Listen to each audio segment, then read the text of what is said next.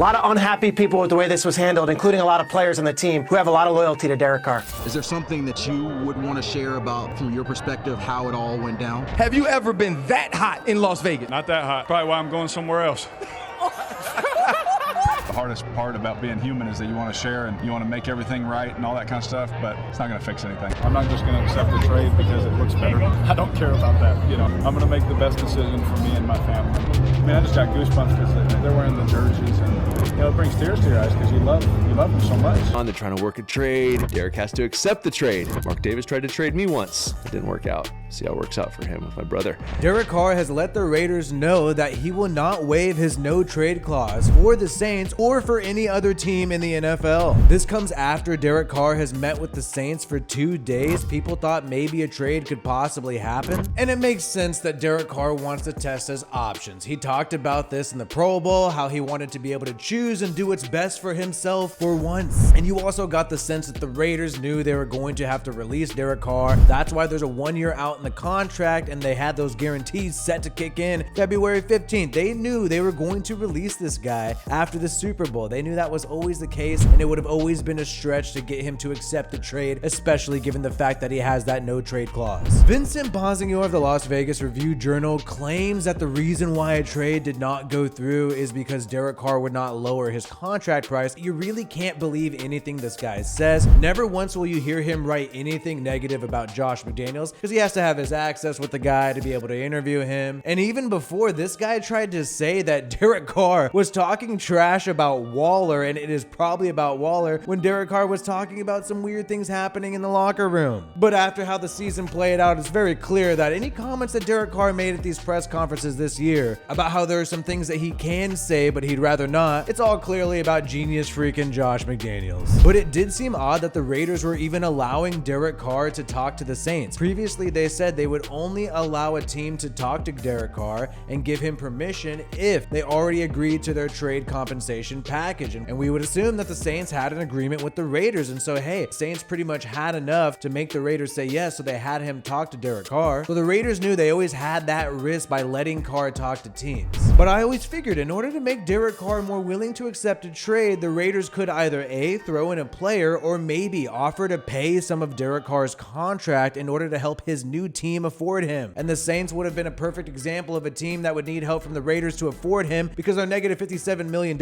in cap space right now. But either way, Derek Carr is choosing to be released. Whether or not the Saints will be a future destination, time will tell. But this really is the best business decision for him. And just like the Raiders told Derek Carr, you know, it's a business, it's not personal. You know, it's not personal for Derek either. And he is just not waiving his no trade clause, making it so the Raiders will get absolutely nothing for him because it's a business and it's the best decision for him to test free agency. And he is now entering a QB market where people need a quarterback. Tons of teams need a quarterback. And now that Tom Brady has retired, Aaron Rodgers probably going to stay with the Green Bay Packers. He enters now the free agent market as the best quarterback. Other than Jimmy Garoppolo, there's really nobody close to as talented as Derek Carr in the free agent QB market. The Commanders claim they're going to stick with Sam Howell. Who knows if that is true, but that is definitely an option. The Jets and the Saints, of course, will be options for Derek Carr. The reason why the Jets would be better than the Saints is because the Jets do play the Raiders next year and the Saints do not. And we know Derek Carr versus Josh McDaniels will make for some quality entertainment. Time will tell if this is a good decision for the Raiders. I personally think it was a mistake. You could win a Super Bowl with Derek Carr. If you are not able to do that as a head coach, I personally think that is on you. The Raiders lost 9 one-possession games. They could have a much better record right now and definitely be in the playoffs. So many one-possession games this year, games where you were up by double digits in the first half. If you allow the other team to come back, I do not care what you have to say. That is on coaching. So I personally think this will be a big mistake for the Raiders. I think Derek Carr will be able to succeed elsewhere if he does find the right team. And I think that's why he's going to take his time and be as selective as possible in free agency this year. However, I know whenever you get a new head coach, you want to build your own culture, build your own regime, get your own core players, and get your own quarterback most of the time. And that is why I found it odd and I was surprised when the Raiders re-signed Derek Carr and traded for Davante Adams this past year after hiring Josh McDaniels. You would think he would want to bring in his own guys, trade people away, and try to rebuild. And the Raiders have gotten rid of a lot of players from the previous regime, like releasing Jonathan Abram, releasing Alex Leatherwood, but they have not really traded away any key guys from the previous regime. And Derek Carr is one of those guys who, if you're just looking at him as a player, is the person you could yield the most compensation for through trading. So I really do not understand why Josh McDaniels, if he was already going to have that 1 year out in the contract, if he was already looking like he does not want to keep Derek Carr long term, why did he not try to trade him away last year? Why did he even bother grabbing Davante Adams, who previously said he does not want to play with a young QB like Jordan Love, and he actually came to the Raiders for Derek Carr because he thought Carr brought more stability than Aaron Rodgers, who's always questioning retirement? Why did McDaniels make all of these moves and now you're having to release your franchise quarterback? You have no quarterback options open because Brady decided to retire. At first I thought, okay, maybe they're setting this up to get Brady. That would keep Davante Adams happy. But now that there is no Brady involved, it looks like the Raiders have no choice but to sign Jimmy Garoppolo or maybe re-sign Jarrett Stidham and then try to draft a quarterback and see what could happen. Will Davante Adams be cool with that? Hopefully. That was definitely not what he signed up for when he was first traded to the Raiders. And for Derek Carr, we're never going to really know what happened between him and Josh McDaniels this past season. But we definitely know there are two sides to the story. Derek Carr has let it be known that he has his side to the story, and the narrative that is out there is not exactly correct. But the smart business decision right now is to just keep your mouth shut and go and play for a new team and ball out for a new team. Prove that Josh McDaniels was the problem in 2022, not Derek Carr.